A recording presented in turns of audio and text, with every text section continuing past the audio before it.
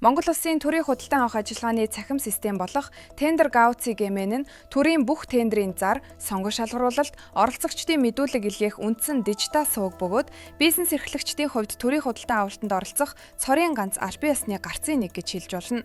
Өөрөөр хэлбэл энэ систем ажиллахгүй бол төрийн худалдан авалтын үйл ажиллагаа үндсэндээ саатах хэмжээнд хүрдэг чухал дэд бүтэц юм а. Гэвч энэхүү системийн санхүүгийн урсгалыг авч үзвэл нэлээд сонирхолтой дүр зураг гарч ирдэг. Тендерт оролцохын тулд компани бүрээс дунджаар 50,000 төгрөгийн хураамж авдаг бөгөөд нэг тендерт дунджаар 3-аас 10 компани оролцдог. Дунджийг нь 6 компани гэж үзвэл зөвхөн нэг тендерээс 300,000 төгрөгийн оролцооны хураамж төвлөрч байна гэсэн үг юм. Харин өдөрт дунджаар 50 орчим тендер зарлагддаг гэж үзвэл өдөрт 300 оролцоо үүсэж 15 сая төгрөгийн орлого төвлөрнө. Үүнийг сараар тооцвол ойролцоогоор 450 сая төгрөг. Жихээр авч үзвэл 5.4 тэрбум төгрөгийн орлого зөвхөн энэ хураамжаас бүрдэж байна гэсэн энгийн тооцоо гарч байна.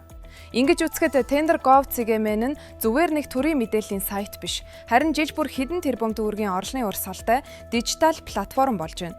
Гэвч энэ орлогын хэмжээтэй харьцуулахад системийн найдвартай ажиллагаа, тасралтгүй үйлчилгээний чанар нь олон нийтийн шүүмжлэлд агуулдаг. Хэрэглэгчдийн зүгээс тендерийн материал илгээх, нэвтрэх, файл байршуулах зэрэг үйлдэлүүд байнга саатдаг. Зарим тохиолдолд бүр системд нэвтрэх боломжгүй болдор талаар мэдээлдэг. Тухайлбал, бодит хэрэглэгчийн орчинд "This page isn't working. HTTP error 523" гэсэн алдаа гарах нь серверийн холболт тасрах, ачаалал даахгүй болох, эсвэл дэд бүтцийн хамгаалалтын давхарга доволдох зэрэг техникийн асуудлыг илтгэдэг. Энэ төрлийн алдаа гарч байгаа нөхцөлд компаниуд тендерийн материалаа хугацаанд нь нийлээж чадахгүй болох, системд бүртгүүлэх боломжоо алдах, улмаар шууд эдийн засгийн хохирол амсах эрсдэл үүсдэг. Энэ нь зөвхөн нэг компанийн асуудал биш юм. Тендерт оролцохын тулд бизнесүүд зөвхөн 50,000 төгрөгийн хураамж төлөө зогсохгүй, баримт бичиг боловсруулах, инженерийн тооцоо хийх, материал бэлтгэх зэрэгт нэмэлт зардал гаргадаг бөгөөд энэ нь нэг оролцоонд хэдэн 100,000-аас сая төгрөг хүртэлх бодит өртөг үүсгдэг.